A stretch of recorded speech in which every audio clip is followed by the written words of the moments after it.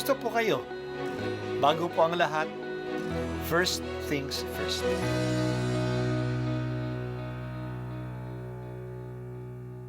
Good morning po. Sinisimulan po natin ngayon ang first things first. At dito po, tinatalakay natin sa unang bahagi ng umaga natin ay ang first readings na binabasa po sa banal na misa. Ito pong tinatalakay natin kasi madalas po kasi marami na tayong alam tungkol sa gospel readings. Pero konti po ang nagsasalita sa first readings. Pero ang first readings, bahagi din po yan ng Biblia, ng banal na kasulatan. Kaya susubaybayan po natin ang mga first readings, basahin po natin at kuminsan kailangan ng basahin ng 2 o 3 beses bago maintindihan kasi hindi po tayo familiar sa mga istorya at sa mga kaisipan na tinatalakay dito.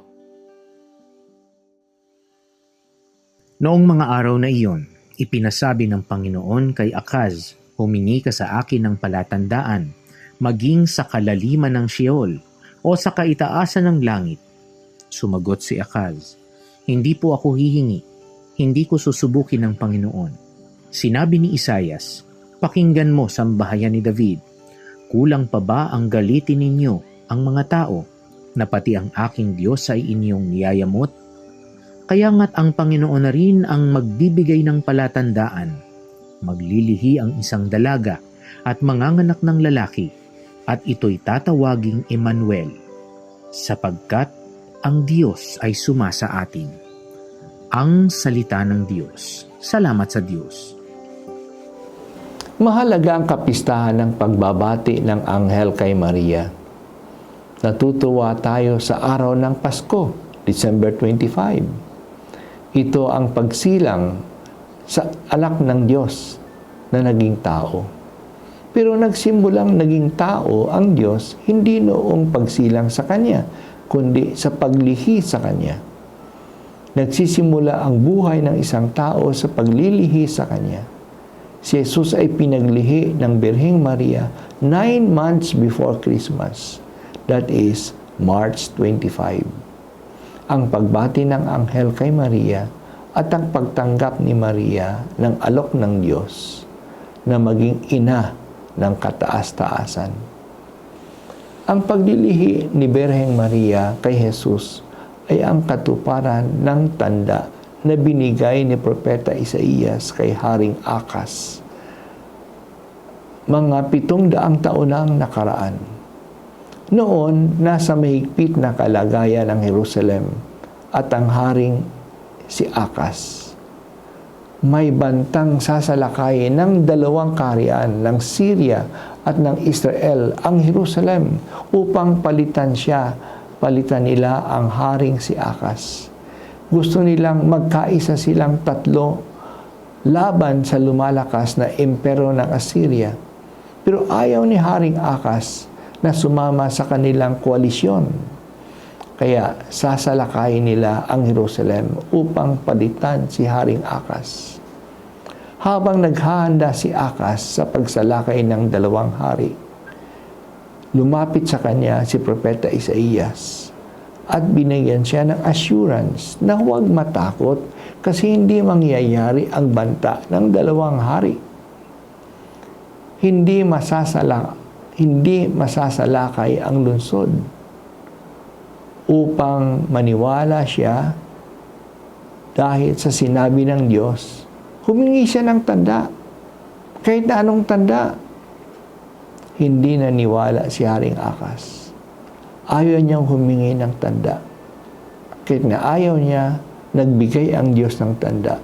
At ito ang tanda, ang panganganak na lalaki ng isang batang babae. Maaring ang tinutukoy ay ang batang asawa ng hari na noon ay buntis. Manganganak ito at ang anak niya ay ang haring susunod sa kanya. Totoo nga, hindi natuloy ang pagsalakay ng 2 kaharian. Nanganak pa ang kanyang asawa at ang anak niya ang naging hari na sumunod sa kanya, si Haring Ezekias. Talaga ang Diyos ay sumasa kanila. Kahit na natupad na ang tanda, Pero nakita ng mga tao na may mas malalim pang kahulugan ang tanda. Ito'y isang propesiya sa pagdating ng isang mas dakilang hari na talagang magpapahiwatig na ang Diyos ay sumasa kanila. Siya talaga ang Emmanuel. At ang magsisilbi sa kanya ay hindi lang isang batang babae. At ang magsisilang sa kanya ay hindi lang isang batang babae, kundi isang birhen. Natupad ito kay Maria, ang batang birhen, na dahil sa pagtanggap niya sa alok ng anghel ng Diyos, ay naglihi ng isang magiging hari ng Israel, si Jesus na manliligtas.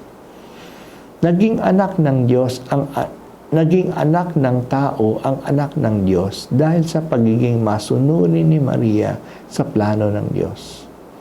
Ang salita ng Diyos ay tinanggap ni Maria sa kanyang puso at ito ay naging tao sa kanyang sinapupunan.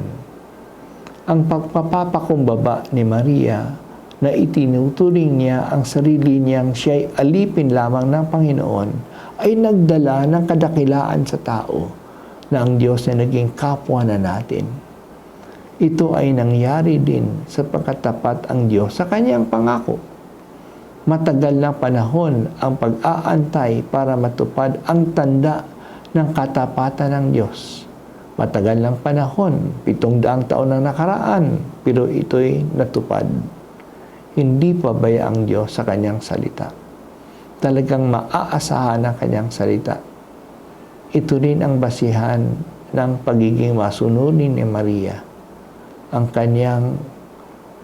kanyang tiwala sa katapatan at kapangyarihan ng salita ng Diyos. O mahal na ina, salamat sa iyong pagiging masunurin. Dahil sa iyo dumating ang Diyos sa aming pagkatao. Salamat o mahal na Birhen. Salamat o mahal na ina.